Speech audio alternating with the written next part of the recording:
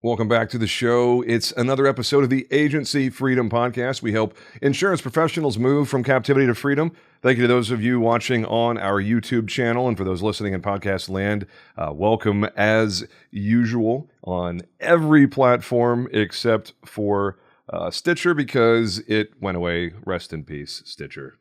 We never actually knew you. I've literally never logged into Stitcher, but our episodes were out there. And if you were listening on Stitcher, now you're listening somewhere else. Our guest for this episode is Mr. Tyler Woodall, and I have a few people to thank for Tyler being here. I put the word out, and I think he was tagged, I don't know, at least 3 times by 3 different agents. So if you like him, I can't take the credit for it, and if for some reason you don't like him, which I think is not possible, then I certainly can't take the blame. So Tyler Woodall, welcome to the show, man. Thanks, man. I'm excited to be here. I appreciate you having me.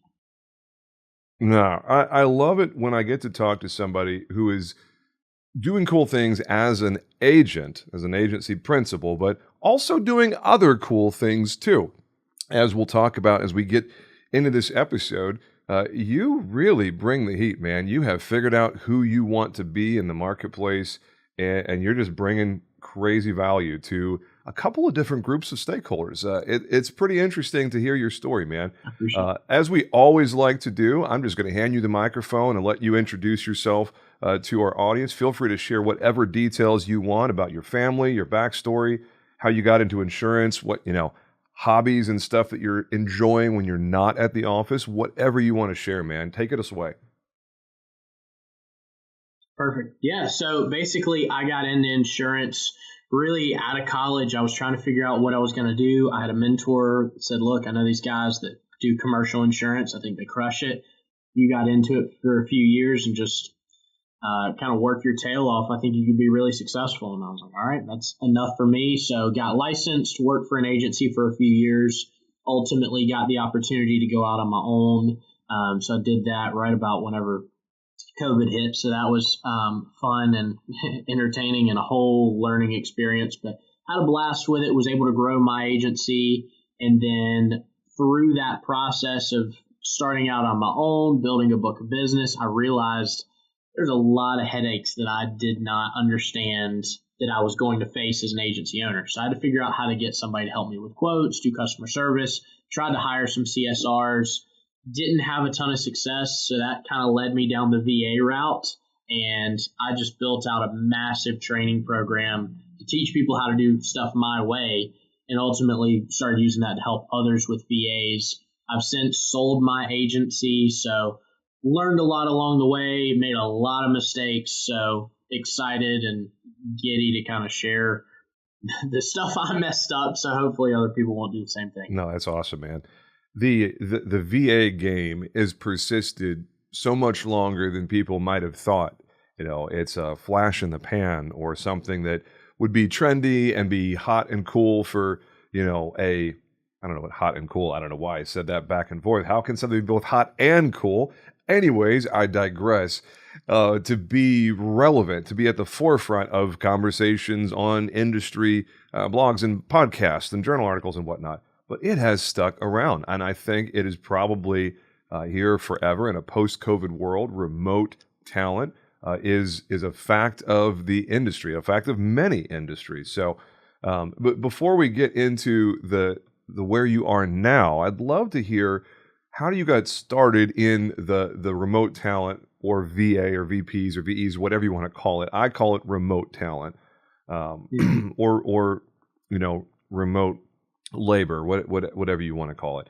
Where did you find yourself in your agency back when you were a retail agency principal, where you said, you know what, I've got 100%. To do something different. I need to look to remote help. Right. So I was probably $1 million-ish in premium, and had been focused strictly on commercial, had started doing personal lines, and I was just overwhelmed because I had enough service stuff coming in that I was stressed out. And then with trying to quote new business, I was heavy personal lines, like all referrals coming from lenders.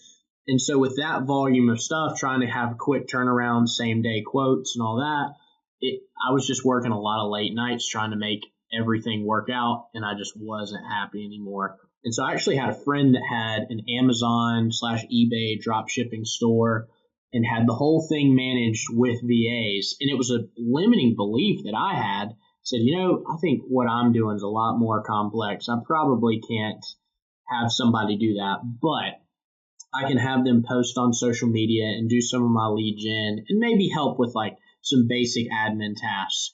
And then I just started handing off more and more and more stuff as I built better standard operating procedures and training. So really it wasn't the virtual employee being the limiting factor. It was myself and my ability to train somebody to do things the way that I wanted that was the limiting factor. And so once we kind of overcame that, that's when I started having a lot more success and kind of got a little bit of balance back in life and started growing faster.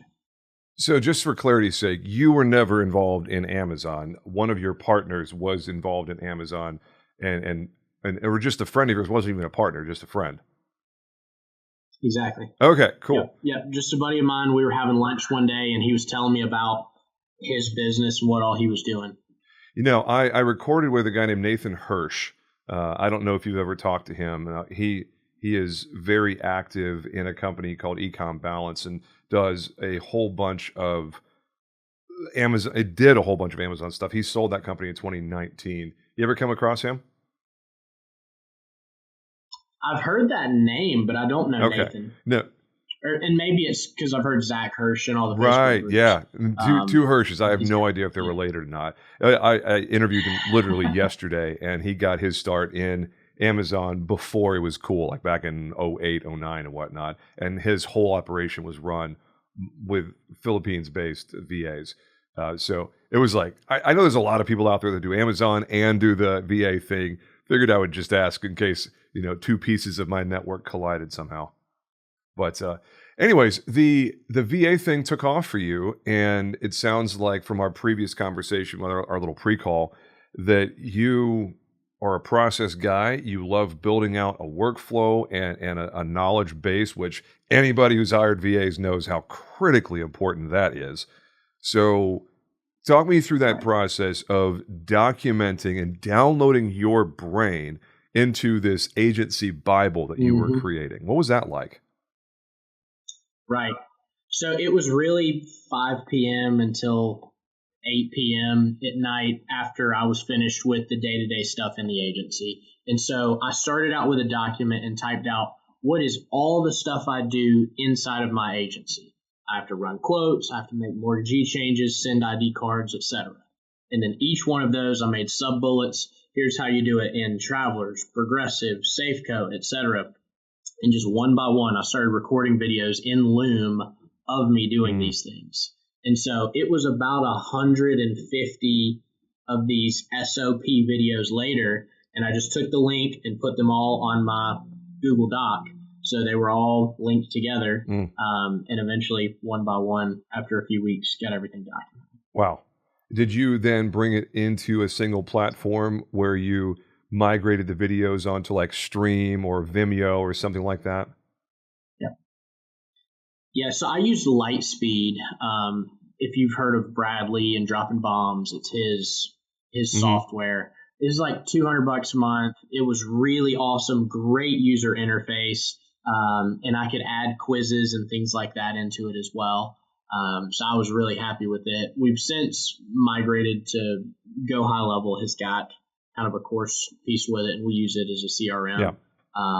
So I've since migrated. No, Go High Level is so huge in the marketing agency world. It's not insurance specific. I think if I remember correctly, Now Certs has a white labeled iteration of Go High Level that they call Automate 365. For those of you that are Now Certs users, you probably are familiar with that. When we were a Now Certs user back, year and a half ago, we left that platform. They were still trying to get Automate 365 off the ground. That's the only experience I have with Go High Level. What's been your experience there? Obviously, you're not currently doing the retail insurance thing anymore, so your needs may be significantly different now than they would have been if you were still doing retail insurance. But talk to me about Go High Level for a second. We haven't really gotten into that platform at all on this podcast. Yeah, so when I was agency, we were now certs with agency Zoom, and it was very smooth, easy Yep. integration. Go high level, it's similar. I like how agency Zoom looked a lot more than I do go high level. But as far as the automations, it's pretty simple. Their support's been good to work with. It doesn't have some of the kind of insurance specific things like your renewal pipelines and things like that. So it's not as well tailored for an insurance agent. And I never used Automate 365, so I don't know. Now certs may have figured something out, but I didn't have No, that I can't set speak up. to it either. When I was on that platform, they were still trying to figure it out, and at that point, it was clunky, which is part of the reason why we left the NowCerts platform. But I mean, for the first 4 years of Riskwell, we were on NowCerts and liked it just fine. So I think it was more a process of us outgrowing their iteration than them missing the boat somewhere. When you're so far up the ENS Right. and commercial world, it makes you difficult for vendors to work with. I got I oh can man, see I got that. lost in how many of these vendors that we all know in the industry told me to my face, was like, James, you are not our target customer, like at all. We're not interested in developing these features that you're asking for because you're in the 1 or 2% of our user base that isn't happy with the usual toys. Like you want these special toys, but sorry, buddy, Mhm. we're not going to develop that because our user base won't use it. You will, and some power users will, but it's not worth our development dollars. Is basically what I heard like 5 different times. So I commend you for you know picking a platform and sticking with it, man. I'm jealous of people that are Right. able to do that. Since then we found Insured Mine.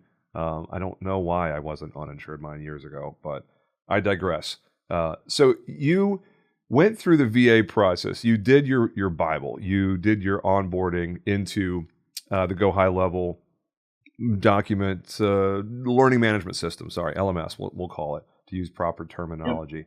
What then? What were you crushing it on in your retail agency game? What were you very good at? So the home, really homeowners was where we were solid. So I would go out to lunch every single day with a lender. I got a commercial or the corporate membership at Top Golf.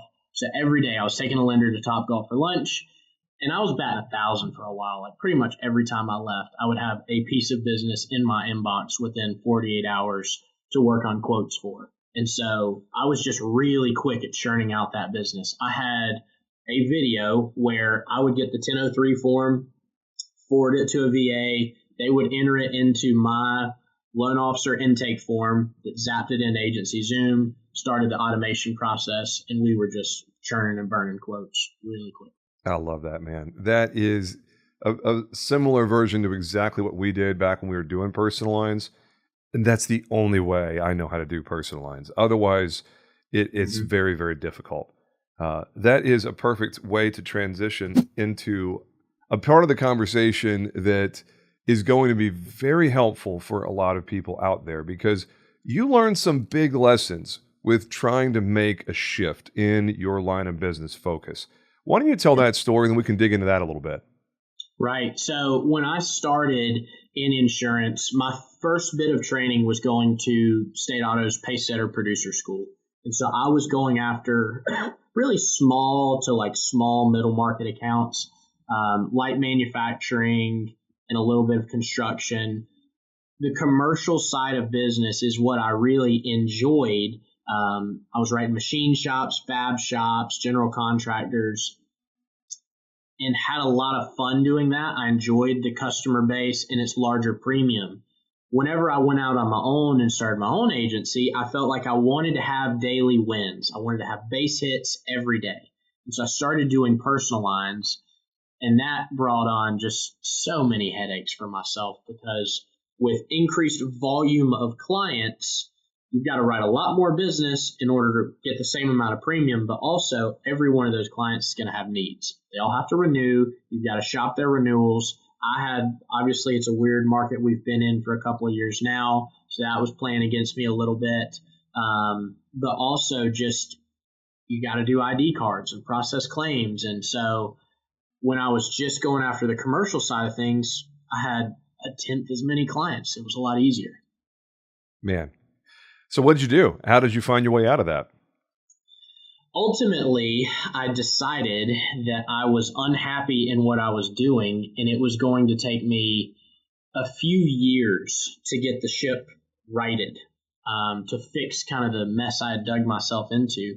And I had just started doing the VA thing, decided, I think this is a business that could have some legs, and I enjoy it. And now that I have it somewhat built out, I have my time. Let's focus on this business. I'm going to sell my insurance agency, and we'll see if I come back and start another agency in the future. And so that's what we ultimately did. So I went to the insurance book of business for sale Facebook group. I searched SC because that's where I'm based out of, and 90% of my policies were. I found 20 people that were looking to buy books of business in South Carolina in the past year, sent all 20 messages. Ultimately, I think 17 signed NDAs, and we just kind of worked it down that way, built a pipeline for trying to sell my book. No, I love that. It is kind of funny to think that personal lines killed your agency or killed your desire to do your agency. Right. Oh man. No, I feel the same way about personal lines. It is not how I'm wired. I know there are a lot of agents listening to this podcast, a lot of agents across the country that are very good at personal lines. They're very happy that they're profitable, that they're growing. Yeah, it's a very difficult market cycle. But I mean, for those of you that are like that, my hat is off. Absolutely off. I don't know how you do it. I was never happy with personal lines. The only reason why I'm still a retail agency owner is we're really good at commercial and real estate investors. Otherwise, I promise you I would have sold risk well and done something else. If all I had was personal lines, I would not be in property casualty insurance anymore. I would probably be running a marketing agency, doing content creation for clients. But that's not what we're doing. We're still here in the industry. So when you decided, I'm done with insurance, walk me through the process of the due diligence. I think you said 17 interested parties, 17 NDAs. Mm-hmm. How in the world do you whittle that down and make a decision on who's the right fit, the right suitor to take over your, not just the book of business, but the agency, like the whole thing? Did you sell any contracted staff with that, or was it just a book of business?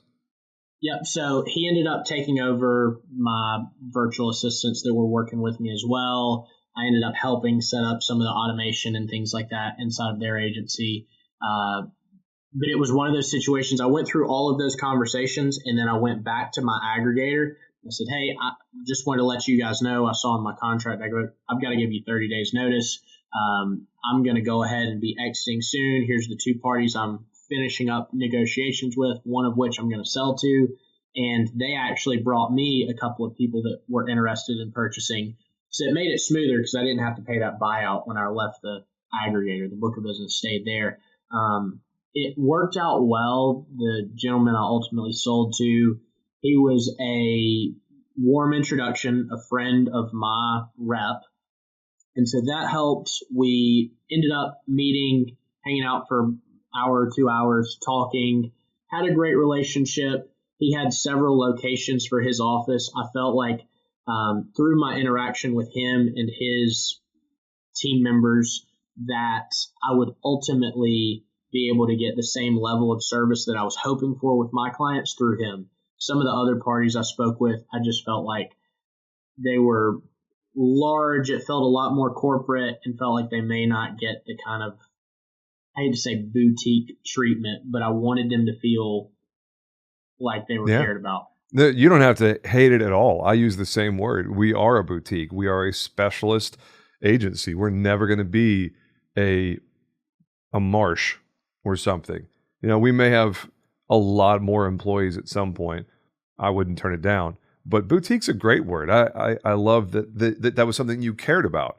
How did the process of exiting go about? You decide, okay, this is the buyer, and then did you have an all cash deal? Did you have an earn out? Because a lot of people listening to this podcast are trying to figure out what their exit might look like. Do you have any advice for them?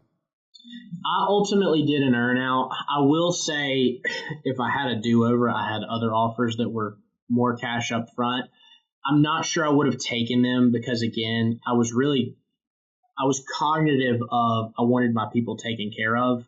But Hmm. ultimately, I have seen that through the process of exiting, a lot of those relationships were personal relationships. And so a lot of my customers have started the process of shopping, and some of them are sticking around, but some of them have left. And so that earnout number is significantly lower than what I ultimately had hoped for.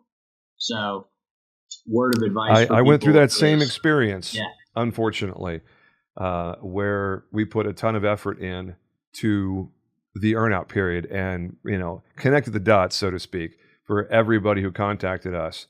And it was, didn't go well.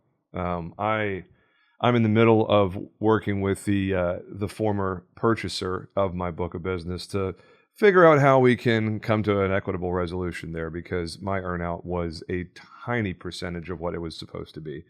And you don't have any control over retention when you're no longer in the agency. You're not the one answering the phones. You're not the one sending emails. You're not the one remarketing accounts and whatnot. Um, Unfortunate that you and I had similar experience in our earnouts, it sounds like. yep, it is Man, what it okay. is. Lesson Pivoting to learned. things that are a lot less frustrating than bad earnouts. So the VA thing, you're still doing that, right? Yep, agency aid. So it's been a lot of fun. We continue to improve and get better. So that's been a fun, I guess, project for myself, getting to learn about managing people and training and things like that. So what is agency aid? Give me the elevator pitch. What do you do? What's the big hairy problem you solve? Why should people care? Right. So essentially, I am looking to serve people who were just like me 2 years ago. So you were stressed, overwhelmed in your agency. You're probably struggling to hire people. The people you have hired, it's been difficult to get them trained. So our really big fat carrot that we do is we train all of our virtual assistants using my same programs I used to train my VAs in my agency. And then we have simulators built as well that are built out to look exactly like Easy Links and PL ratings so they can get practice quoting in a rater. And we are going to drill them for 2 to 4 weeks, depending on their previous experience. And so by the time somebody gets to your agency, you're going to get hopefully an $18 to $22 an hour employee for $8 to $10 an hour. So Hmm. there's an economies of scale there. Plus, you're getting somebody that's really well trained. Nice. What are the platforms you guys are really good at onboarding VAs for? I'm guessing the Vertafore ecosystem is one. Yep. So we train a lot of my videos were most of the national carriers. So we've got Travelers, Nationwide, Progressive, Safeco, etc. So we've got training on how to quote home, auto, DP3, things like that in all of those carriers. And then also we've got training on NowCerts, QQ, Easy Links, HawkSoft, Applied. So we tried to check as many boxes as we could. And as we've added more agencies, we have recorded more training videos. So we try to accommodate for everything that comes up. Love it.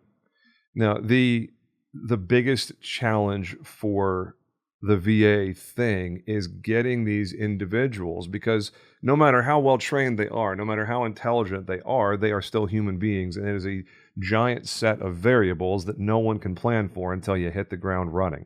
What Right. sort of resources do you guys have to help individual agencies with their own onboarding process of training the VA on their particular flavor of insurance and how to do all of these things?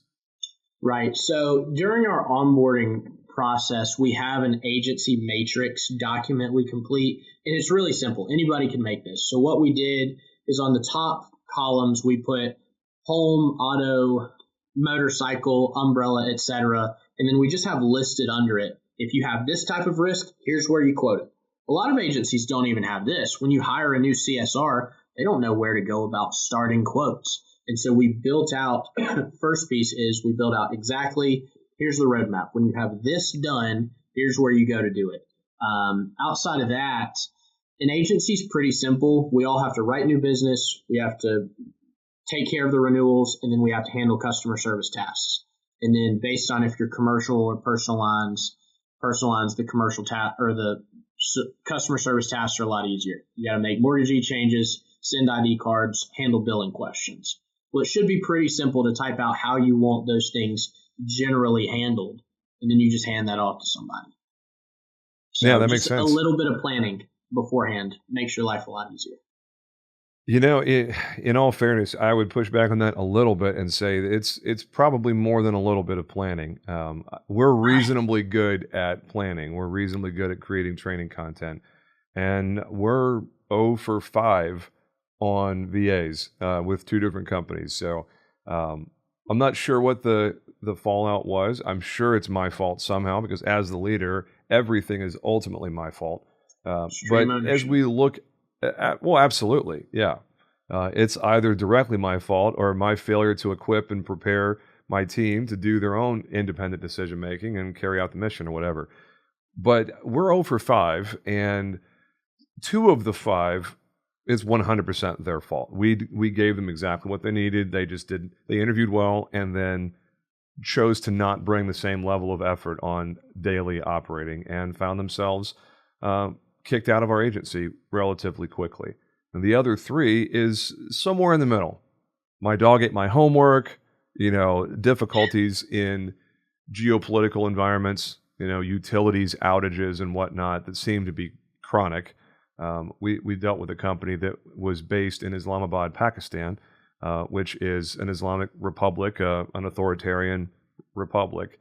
And there was a whole lot of challenges with that seemed to be outside of the individual VAs.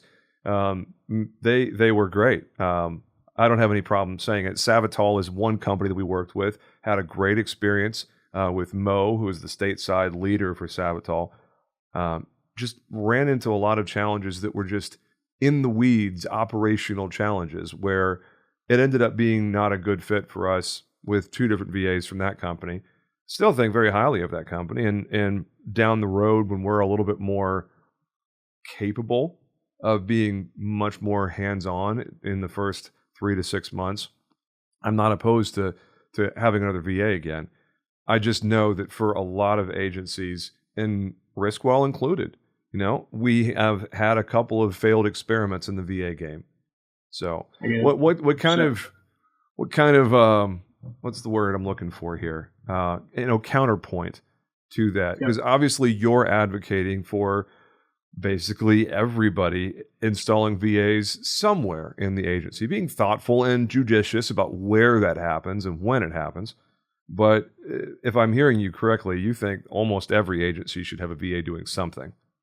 I do think it's extremely beneficial. So one of the resources I send out to people, and I could send this to you if you want to put it in the notes or whatever it may be, we do time analysis worksheets. So either the agency owner or their team members print out this little worksheet, have it next to their desk, and it has what's the name of the task, what time did I start, what time did I finish, and was this task planned or not.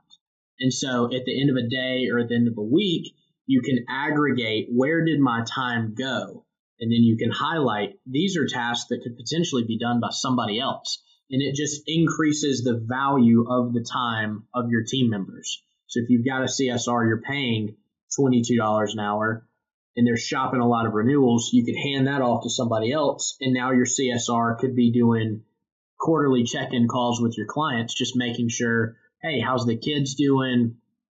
Saw you got a new car. Are you enjoying it? Just little things like that, and potentially round out accounts. But allowing the local employees and team members to do what only they can do, which is build relationships, and then let some of the other tasks go to somebody remote that could just be doing the data entry. I love it. That is exactly what we attempted to do, and I think you're spot on. From what we have seen in the VA world, the remote talent world, that's pretty dang ideal right there. So I'd be curious to just dig into it at some point when we're not moving a million miles an hour. And I think that may be part of our challenge is, I know I'm shocking exactly 0 people when I say this, but Riskwell is a different kind of agency. We are not even close to normal. We frustrate our vendors because we're out on the edge. We are innovative to the point of being difficult to work with sometimes because we're constantly trying new things and testing theories and trying to figure out a better mousetrap to build. And unfortunately, historically, we've jumped vendors more frequently than we should. We're quick to say, this isn't working. I tried 2 or 3 times. I've been on the support line X number of times. So I would be really curious to see for an agency like us that has a very, very fast operational pace that makes it really hard for the VA to get up to speed. They feel instant day one pressure. I know you mentioned some of that switching. In business, the principle of like fail fast and speed kills always applies. Do you still think you've got the correct like methodology in business where, hey, we're going to screw it up sometimes, but we're going to be right 8 out of 10 times or more often than not? Yeah, and I love the challenge, man. That is something that we are iterating even right now as you and I record this on Leap Day, February 29th. The 1 out of every 4 years we have a February 29th. And earlier today, I was sitting there with my notebook processing through exactly that question. Are we doing this the right way at a 30,000 foot, like at the executive level? Because I don't quote. I talk to people. I create opportunities. I'm building the front end of the pipeline. But we have people that I hand it off to, unless it's a huge account. But even then, I'm not the one in the weeds. I'm not talking directly to the underwriter other than having a call on the front end of, hey, here's the account, executive summary, high-level stuff, and then someone on my team typically handles it. Unless, like today, Jennifer's out, so I am quoting today. I am doing discovery calls today, which drives my team nuts because I don't do it exactly like they do it, which it's so funny to say. I break the process that I built. It's like I am the when doctors are the worst patients, right? Like I made the process. I trained my team on the process. And when I'm forced to jump back into the daily operating on occasion, I'm not very good at following the process that I built. So to answer your question, I'm not sure.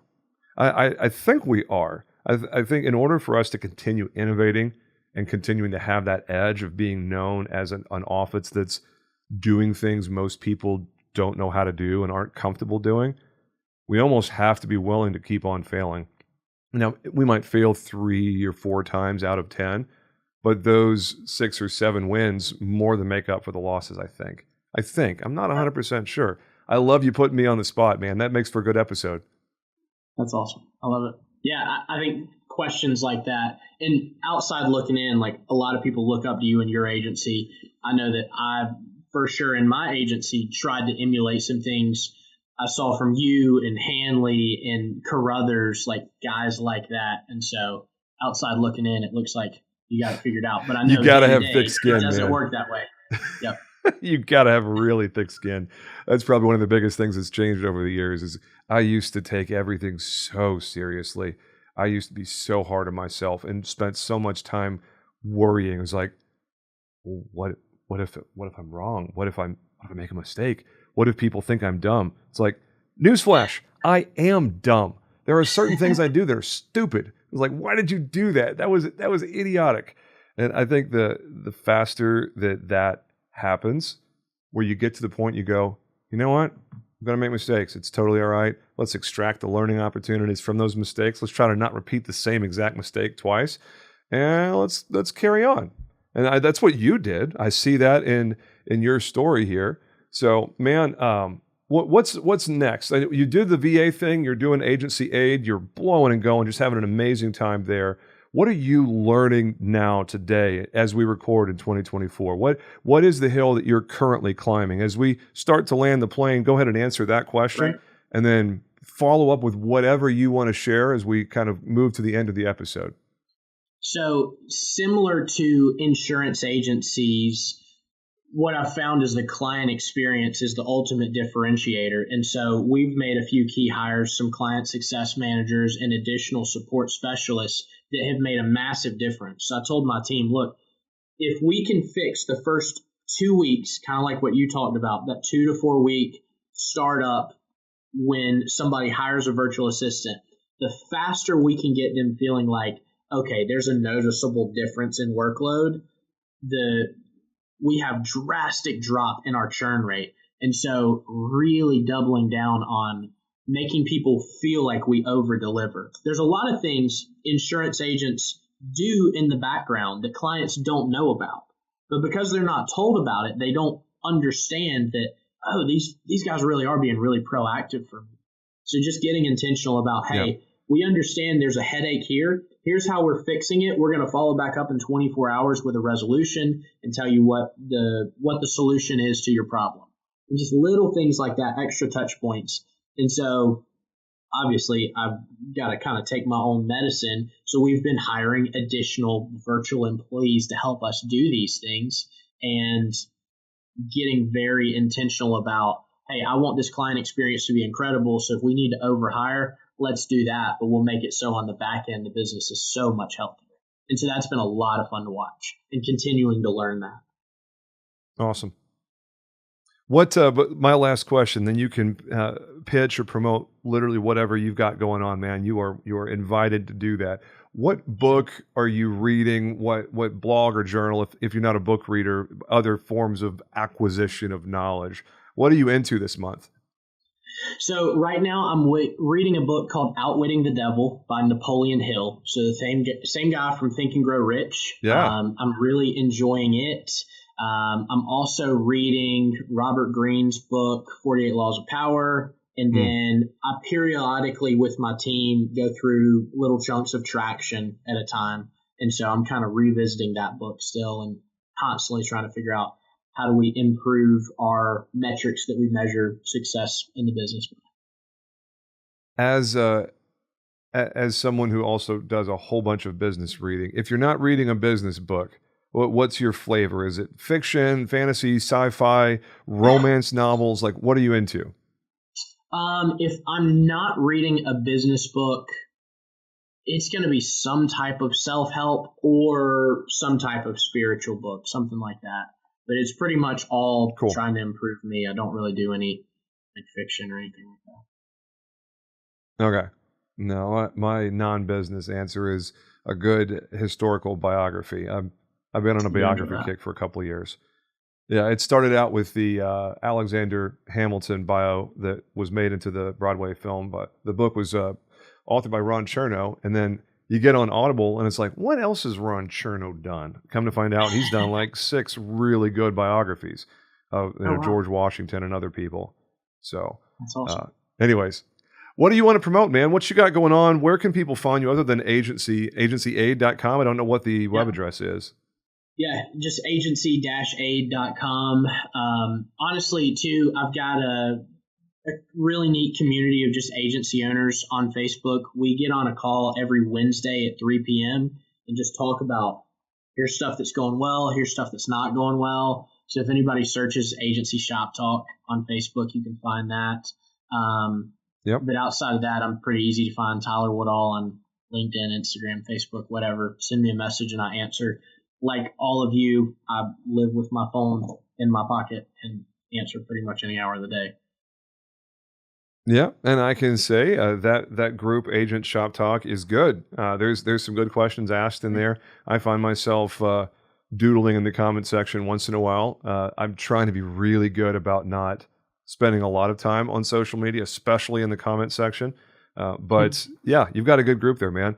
A lot more engagement than I have in Agency Freedom, but I put almost 0 time into that group at this point. So shame on me for not making that group more than it could be. But yeah, if those of you out there that want to connect more with Tyler, look him up at agency-aid.com or join the Agent Shop Talk group on Facebook. Anything else before we go, man? That's it. I appreciate it. Absolutely. This has been another great conversation. He is Tyler Woodall, the grand poobah of Agency Aid, former agent just like you and me, boys and girls. He knows how the game is played, so hit him up. And that's another episode of the Agency Freedom Podcast. Please subscribe, leave us a review, tell us how we're doing great, and if there's anything that annoys you or pisses you off, we'd love to hear that too. You can drop an email at podcast@jamesjenkins.com, and make it a great day. We'll talk to you again real soon. Y'all take care.